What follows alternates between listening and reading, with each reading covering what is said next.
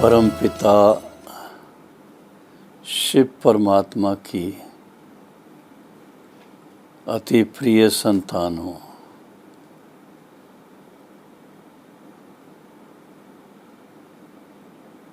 विश्वव्यापी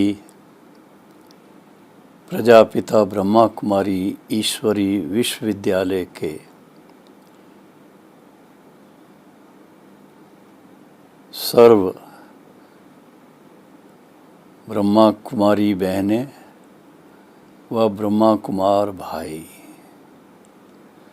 सभी को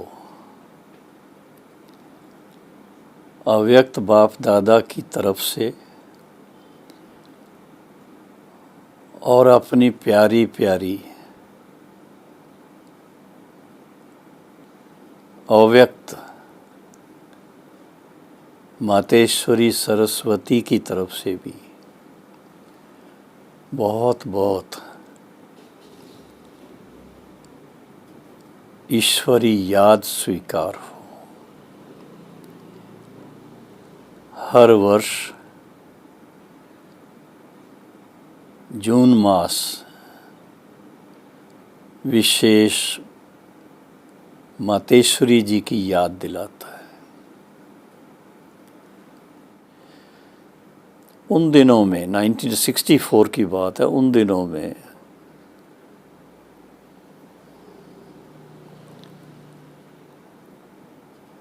क्रिश्चियन धर्म के धर्मगुरु पोप पॉल दी सिक्स्थ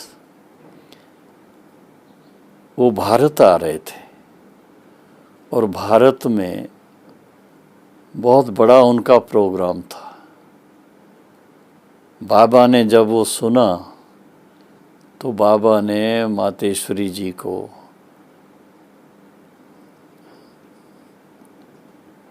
इशारा दिया कि आपकी तरफ से पोप पॉल को एक टेलीग्राम जानी चाहिए।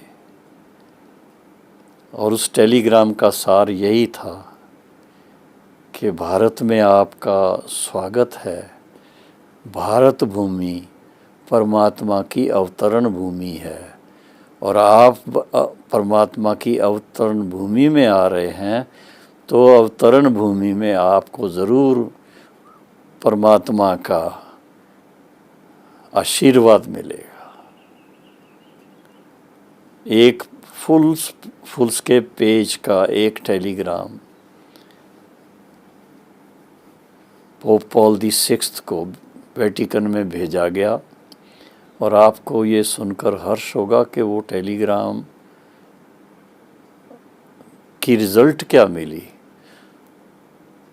जब वो आए बॉम्बे में तो उनसे मिलने के लिए प्रकाशमणि दादी, शीलेंद्रा दादी, रतनमणि दादी, रमेश भाई, उषा बहन, इन सब को विशेष टाइम दिया पोप पॉल दी सिक्स्थ ने और उनसे मिलना हुआ और उनको यज्ञ की तरफ से, बाबा की तरफ से रियल गीता की एक पुस्तक और जो हमारे चार्ट्स हैं त्रिमूर्ति, गोला और कल्पवृक्ष, ये उनको भेंट किए गए थे और उन्होंने अपनी तरफ से यादगार मेडेलियन दिए थे। और फिर उनकी सभा में भी हम लोगों को आमंत्रित किया गया था तो हम वहाँ गए थे और उनकी जो जिसको मास कहते हैं प्रार्थना सभा, उसमें हम लोग शामिल हुए थे। तो मातेश्वरी जी की तरफ से ऐसा टेलीग्राम उनको गया जो तब से लेकर के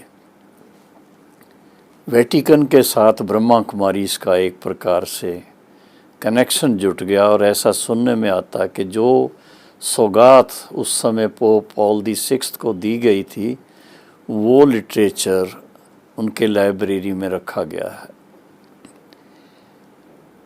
मातेश्वरी जी उसके बाद जब उनकी जो ट्रीटमेंट चल रही थी वो पूरी हुई और फिर वो वापस मधुबन में पांडव भवन में आ गईं, अपनी शुभकामनाएं विजिटर्स बुक में भी लिखी थी और उसको बहुत एप्रिशिएट किया था, जिसके लिए खास हमारे रमेश भाई, उषा बहन, दादी निर्मल शांता, शीलेंद्रा, उन सब को बहुत बहुत बधाइयाँ दी थी। मम्मा के साथ कार में एक बार रमेश भाई के साथ हम कोलाबा सेंटर से उनके निवास स्थान पर जा रहे थे और रास्ते में चौपाटी एरिया आता है बॉम्बे का, वहाँ क्रॉस कर रहे थे तो वहाँ एक एडवर्टाइजमेंट थी जिसमें रोजर ड्रिंक जो है उसकी बोतल भरती थी और ग्लास में खाली होती थी, फिर लाइट बंद होती थी, ये नियॉन साइन था। तो वो देख करके मैं और रमेश भाई आपस में उसके बारे में सोच रहे थे कि हम इस तरह से कोई अपना प्रदर्शनी का चित्र बनाएंगे। तो मम्मा से पूछा, मम्मा आपने देखा वो क्या कितना सुंदर ढंग से उन्होंने एडवर्टाइजमेंट की हुई थी। मम्मा ने कहा, जिस समय मम्मा क्लास में होती है उस समय मम्मा इस संसार में होती है, सबको दृष्टि देती है और सबके प्रति जो उस समय वाणी चलानी है वो वाणी सुनाती। नहीं तो मम्मा यहाँ नहीं होती, मम्मा तो बाबा के पास सूक्ष्म वतन में होती। हम दोनों ये सुन करके चकित हो गए कि हम लोग तो इतना पुरुषार्थ कभी करते ही नहीं है जितना मम्मा ये इस तरह का पुरुषार्थ करती। क्योंकि मम्मा ने कहा, मम्मा के लिए ये दुनिया जैसे क्या कहें, इस दुनिया से मम्मा न्यारी है। और फिर तो आप सब जानते हैं,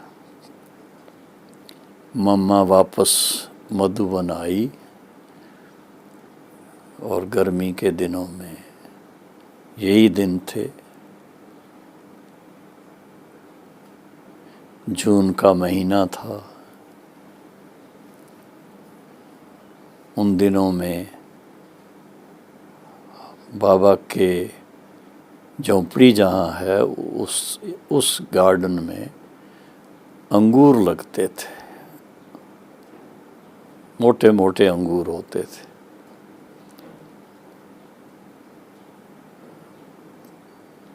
मम्मा का अपना निजी पुरुषार्थ देश से न्यारे होकर के अव्यक्त स्वरूप में रहने का बहुत समय का पुरुषार्थ था। शरीर की तकलीफ को देखते हुए, जानते हुए भी, पर उससे उपराम रहती थी। और फिर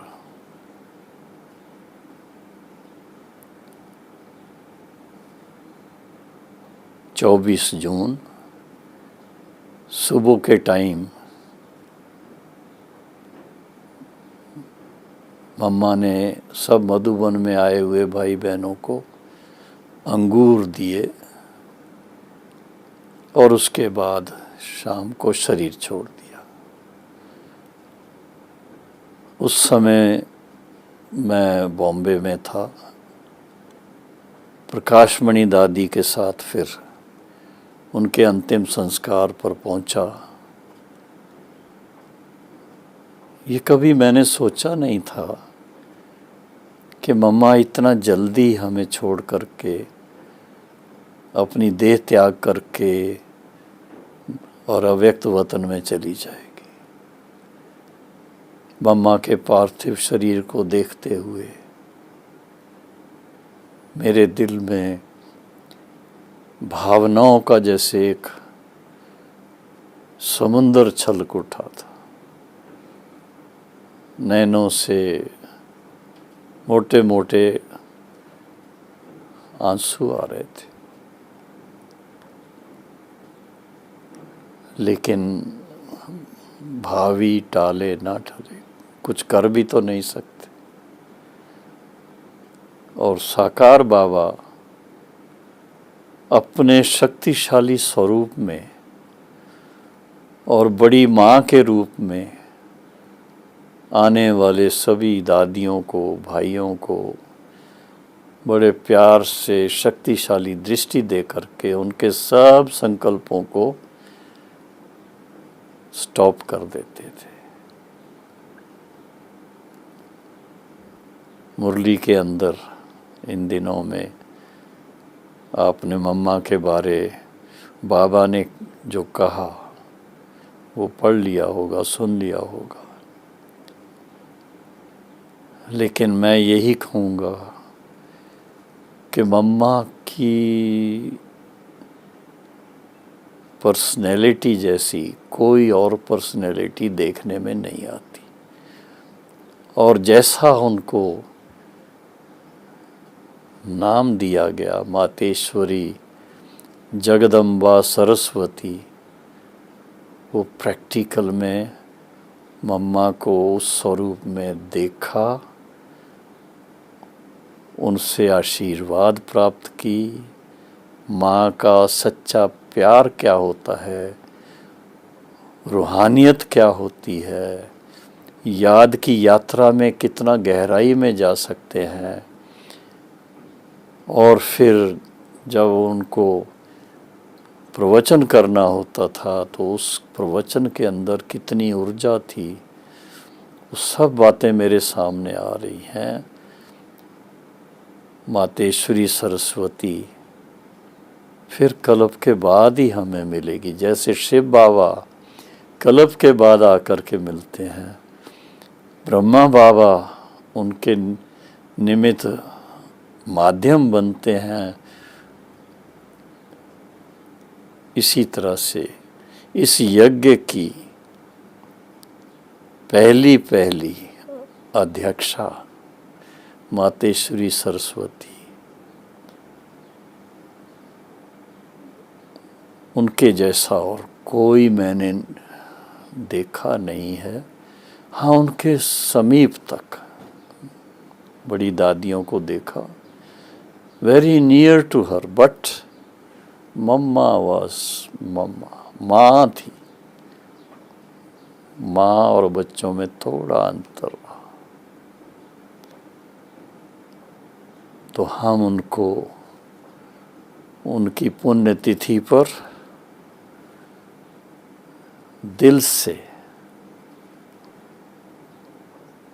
से श्रद्धांजलि अर्पित करते हैं और यही शुभ इच्छा रखते हैं कि सारा ईश्वरी परिवार, सभी भाई बहनें जिन्होंने उनको देखा या जिन्होंने नहीं भी देखा, सभी को उनकी अव्यक्त रूप से पालना मिलती रहे।